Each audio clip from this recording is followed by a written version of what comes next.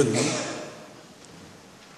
본문을 통해서 노아 홍수 때 방주에 들어갔던 까마귀와 비둘기에 관한 이야기입니다.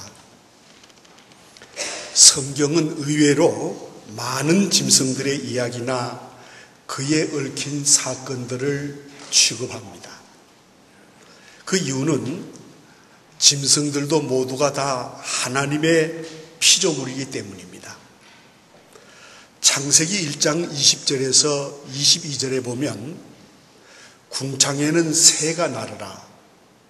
큰 물고기가 물에서 번성하는 모든 생물은 그 종류대로, 또 날개 있는 모든 새를 그 종류대로 창조하시니라고 했고, 하나님이 그들에게 복을 주어 생육하고 번성하여 물에 충만하라고 했습니다. 그리고 이 창세기 1장 24절에서 25절에 보면 육축과 기는 것과 땅의 짐승을 그 종류대로 만드셨다고 그렇게 말씀하고 있습니다. 그리고 창세기 3장을 보면 들 짐승 중 하나였던 뱀이 인간을 유혹하여 범죄케 한 사건이 기록되어 있습니다. 그뿐만이 아닙니다. 노아가 방주를 만들고 자기네 8식구가 그 방주에 들어가기 전에 지상에 살고 있던 모든 짐승의 암수를 짝을 지어서 방주에 넣었습니다. 그리고 더 중요한 것은 죄사함 받는 구약의 제사를 드릴 때에 짐승을 제물로 드렸던 것입니다. 그 대표적인 것이 바로 소와 양과 비둘기 등입니다. 오늘 본문의 이야기는 홍수가 시작된 지 150일이 지난 후 방주가 아라랏산 정상에 머물게 되었습니다. 그리고 물이 점점 감하기 시작했고 10월 1일 다른 산봉우리가 물이 거치면서 묻이 드러나기 시작했습니다. 그로부터 40일이 지난 어느 날 노아가 방주의 창문을 열고 까마귀를 내어보냈고 다시 비둘기를 내어보냈다는 것입니다. 우리는 오늘 말 못하는 이 두 날짐승의 행동 속에서 공부도 많이 했고 그리고 말도 잘하고 돈도 잘 벌고 지위도 높고 문화 수준이 높은 인간들의 두 가지 모습을 들여다보게 되는 것입니다. 이 두 날짐승이 우리에게 주는 교훈은 말보다 더 크고 강합니다. 자세히 한번 살펴보겠습니다. 첫 번째로 까마귀가 우리에게 주는 교훈입니다. 일반적으로 이 까마귀는 다음과 같은 특성을 가지고 있습니다. 어떤 특성을 가지고 있느냐 하면 건망증의 상징입니다. 옛날 로마 사람들은 까마귀를 건망증의 상징으로 취급했고 우리나라 사람들도 까마귀 고개를 먹었느냐고 건망증이 많은 사람들을 핀잔주곤하였습니다. 두 번째, 이 까마귀는 리더가 없습니다. 지도자가 없습니다. 여러분, 가을날에 보면 하늘 나르는 기러기는 리더가 있어서 하늘을 날아가도 아주 질서 있게 날아갑니다마는 이 까마귀는 집합도 어렵고 집단 생활도 하지 않습니다. 한마디로 제멋대로 사는 새들입니다. 그래서 오합지졸이라는 말이 생겨난 것입니다. 무슨 말이냐 하면 까마귀 떼가 합해 모인 졸개들, 그래서 쓸모없는 졸개들이라는 뜻입니다. 세 번째로 이 까마귀는 농작물에 대단한 피해를 줍니다. 발로 밟고 입으로 쪼아댑니다. 설익은 과일도 입으로 쪼아서 망가뜨려서 상품 가치를 잃게 합니다. 네 번째, 이 까마귀는 가끔 다른 새의 울음소리를 흉내냅니다. 남의 흉내를 내는 것은 바람직하지 않는 일입니다. 다섯 번째로 성경은 까마귀를 부정한 쇠라고 취급합니다. 그래서 레위기서 11장 13절에서 19절에 보면 이렇게 기록하고 있는 것입니다. 우리 한번 읽겠습니다. 새 중에 너희가 가죽이 여길 것은 이것이라. 이것들이 가정한즉 먹지 말지니 곧 독수리와 솔개와 물수리와 말똥가리와 말똥가리 종류와 까마귀 종류와 타조와 타마스와 갈매기와 새떼 종류와 올빼미와 가마우리와 부엉이와 흰 올빼미와 사다새와 너새와 황새와 백로 종류와 오디새와 박진이라. 아멘. 왜 이 새들을 먹지 말라고 하는 이유가 뭐냐 하면 이 새들은 대부분 사납습니다. 그리고 전투적인 새들이며 특히 이 새들의 특징은 뭐냐 하면 죽은 시체를 먹습니다. 여러분, 소나 또 양이나 우리가 먹는 것은 이 풀을 뜯어먹고 산 것을 먹는 거예요. 근데 이런 새들은 죽은 시체를 먹으니까 여러분, 그 고기를 먹으면 되겠어요?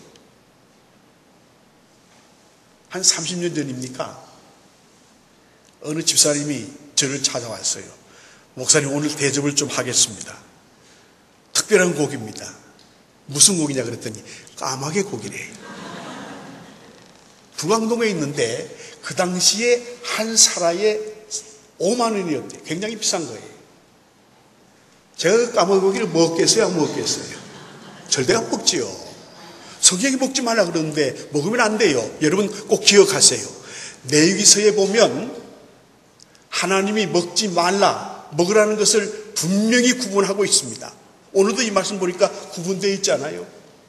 먹으면, 하나님이 먹지 말라는 것을 먹으면 우리 건강에 지장이 오는 겁니다. 이제 6월이 되고 7월이 되면 여름을 잘 견디기 위해서 여러분들 아마 보신탕을 먹을 거예요.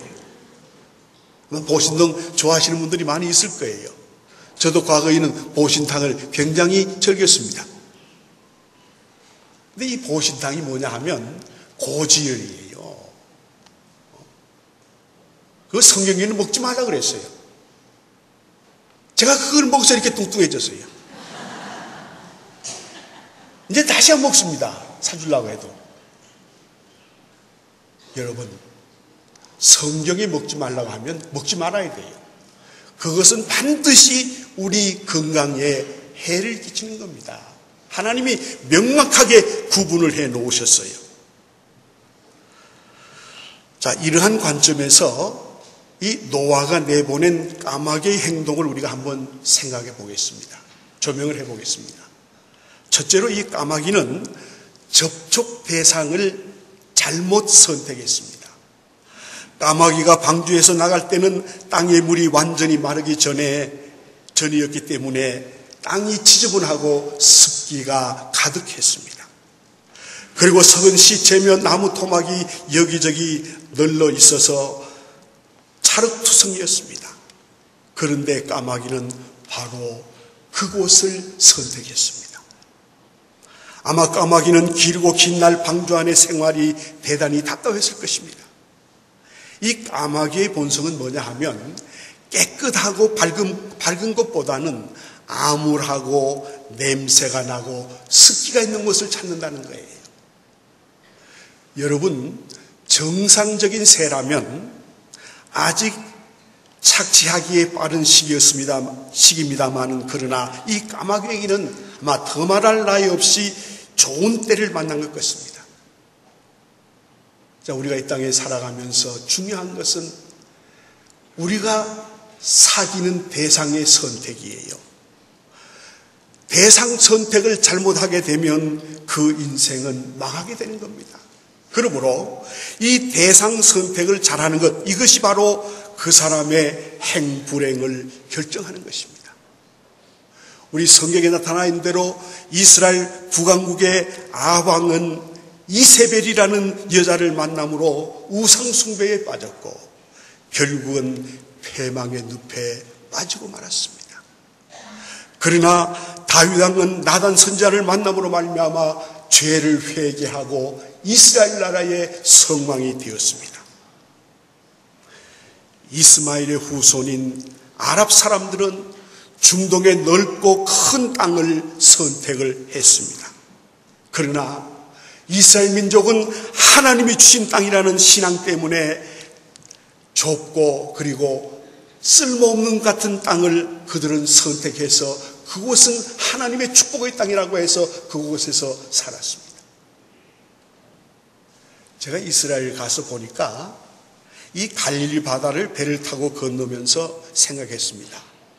야, 하나님이 이 가나안 땅을 이스라엘 백성들에게 주신 것은 큰 축복이다. 그 메마른 땅에 물이 넉넉하고 풍부한 갈릴리 바다. 여러분, 하나님이 아브라함의 후손에게 이 땅을 주셔서 그곳에 있는 물로 농사를 짓고 살아가게 하셨습니다. 같은 중동 지역이지만은 이스라엘은 이 접촉 지점을 잘 제대로 선택을 했습니다. 그래서 이스라엘은 풍성하게 풍부하게 살고 있는 겁니다. 성도 여러분, 신앙생활과 사회생활의 경우에 있어서도 이 이론이 중요하게 적용이 됩니다. 사람 선택, 직업 선택, 그리고 교회 선택, 이 모든 것은 우리의 생활에서 굉장히 중요한 것입니다. 선택한다는 것. 누구를 선택하느냐? 내 일생이 결정이 되는 거예요. 어느 교회를 선택하느냐? 어떤 직업을 선택하느냐? 이것도 바로 내 인생의 결정이 되는 겁니다. 그 다음에 두 번째, 이 까마귀는 방주로 돌아오지 않았습니다. 까마귀는 썩은 나무 토막이며 시체 위에 앉아서 자기 생활에 빠지느라 자신을 기다리고 있는 방주로 돌아가지 않았습니다. 대부분의 이 성경학자들은 이것을 가리켜서 하나님의 은혜를 배신하고 세상으로 나가는 교인들의 그림자라고 그렇게 혹평을 합니다.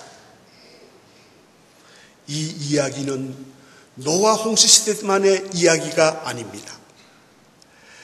여러분, 진정한 회개는 떠났던 하나님께로 돌아오는 것입니다.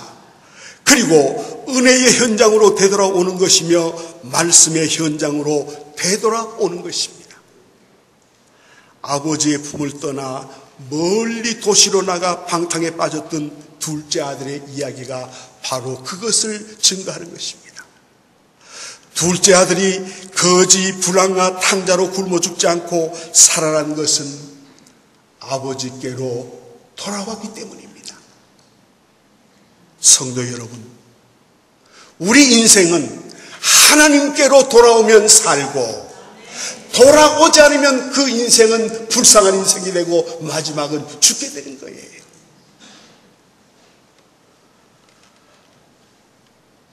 여러분, 까마귀 같은 인생이 되지 마시기를 바랍니다. 하나님께로 돌아오는 인생이 되시기를 바랍니다. 내가 많은 죄를 지었고 면목이 없지만은 그러나 하나님 돌아갑니다 하고 돌아올 때 그것이 바로 여러분에게 하나님이 주시는 은혜가 있고 축복이 있는 거예요. 그러므로 돌아오면 삽니다. 두 번째, 이 비둘기의 교훈입니다. 비둘기는 여러분 세계적으로 몇 종류가 될 줄 알아요? 몇 종류가 된 줄 아세요? 289종류가 있답니다. 그리고 이 비둘기의 특징은 무리를 지어서 함께 삽니다. 그리고 이 비둘기는 식물의 종자나 과일 등 식물성을 먹고 삽니다. 까마귀가 돌아오지 않자 노아는 일주일 후에 비둘기를 다시 방주 밖으로 내어 보냈습니다. 땅의 물이 아직도 덜 말랐기 때문에 비둘기는 내보낸 즉시 되돌아왔습니다. 9절에 보면 발붙일 곳을 찾지 못하고 방주로 돌아왔다고 하는 기록이 있습니다. 까마귀는 발붙일 곳이 없었지만은 그러나 돌아오지 않았습니다. 그러나 비둘기는 돌아왔습니다. 일주일이 지난 후 다시 비둘기를 내보냈습니다. 그랬더니 이번에는 저녁 때 새로 솟은 감람나무 잎을 입에 물고 돌아왔습니다. 감람나무는 저지대에서 자라는 식물이기 때문에 저지대에도 이제 물이 마르고 새순이 돋았다는 것을 알려주었습니다. 비둘기는 그 새 잎을 물고 방주로 돌아온 것입니다. 그래서 유명한 주경학자인 낭계는 이렇게 말했습니다. 이 장면을 감람나무는 평화의 상징이며 새 언약의 예표라고 그렇게 말했습니다. 다시 되돌아온 비둘기는 온 지면에 물이 거쳤고 새순까지 돋아 있다는 기쁜 소식을 물고 노아에게로 방주로 돌아왔습니다. 한마디로 말하면 까마귀는 은혜를 저버린 사람들의 그림자라면 이 비둘기는 은혜를 잊지 못하는 교인의 그림자입니다. 그리고 자기가 속한 공동체의 평화와 기쁨의 소식을 전파하는 사람들의 모습인 것입니다.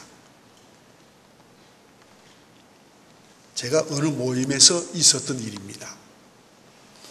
그 모임을 주선하고 이끌어 나가는 사람이 제게 와서 기속말로 그렇게 말했습니다.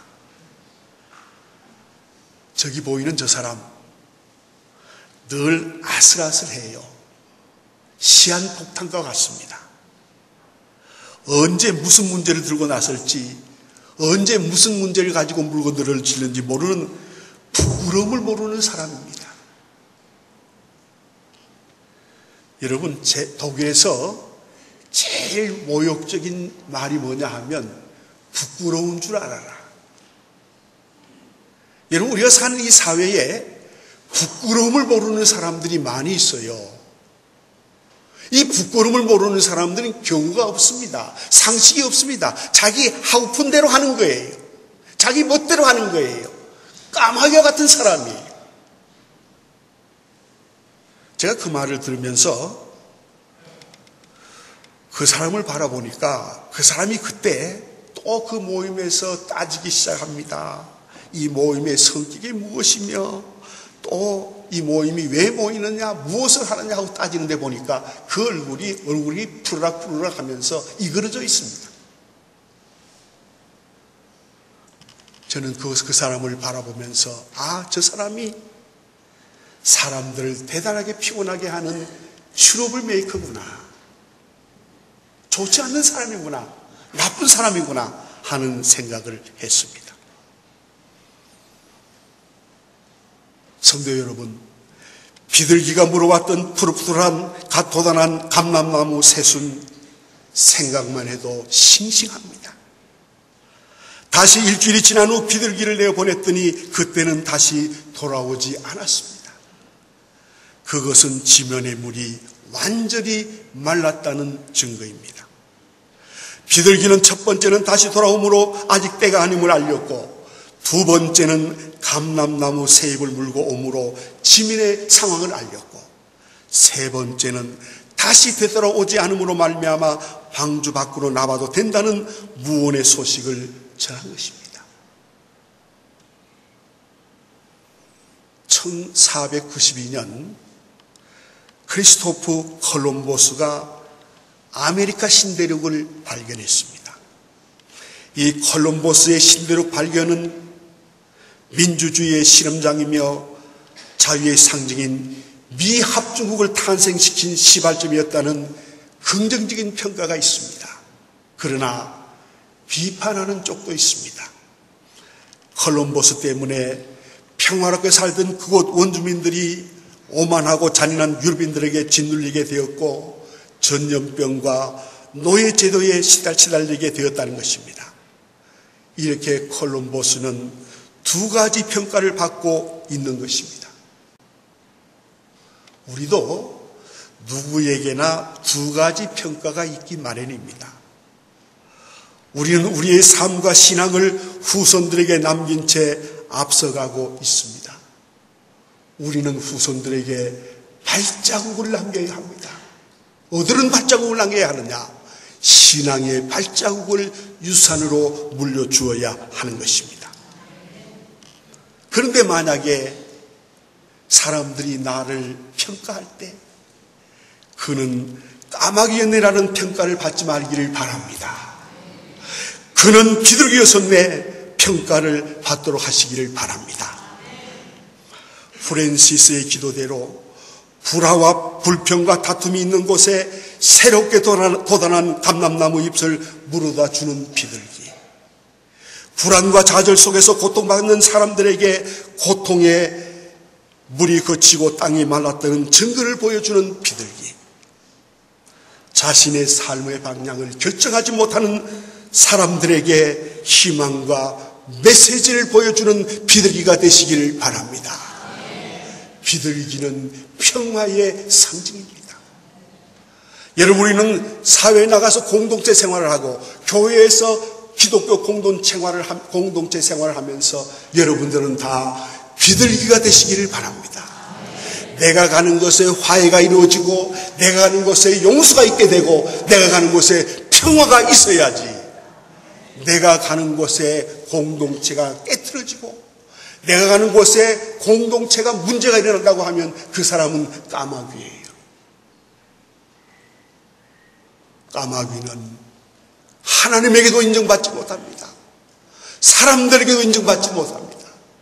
그러나 비둘기는 하나님께로부터 인정받으며 사람들에게도 인정받게 되는 것입니다. 성도 여러분, 여러분의 삶이, 여러분의 신앙생활이 까마귀가 되기를 원하십니까? 비둘기가 되기를 원하십니까? 한번 우리 자신들을 돌아보시기를 바랍니다. 내가 속해 있는 그 공동체의 까마귀가 아닌가? 내가 진정한 비둘기인가? 내가 가는 곳에 평화가 있고 내가 가는 곳에 진정한 용서와 화해가 있는가? 우리 돌아보면서 우리 이 시간 2부 예배에 참석한 우리 사랑하는 성도들 모두 다 비둘기가 되시기를 바랍니다. 평화를 나누어주는, 하나님의 사랑을 나누어주는, 하나님의 축복을 나누어주는 진정한 비둘기가 되는 우리 서문의 모든 성도들이 되시기를 주님의 이름으로 부탁합니다. 축복합니다.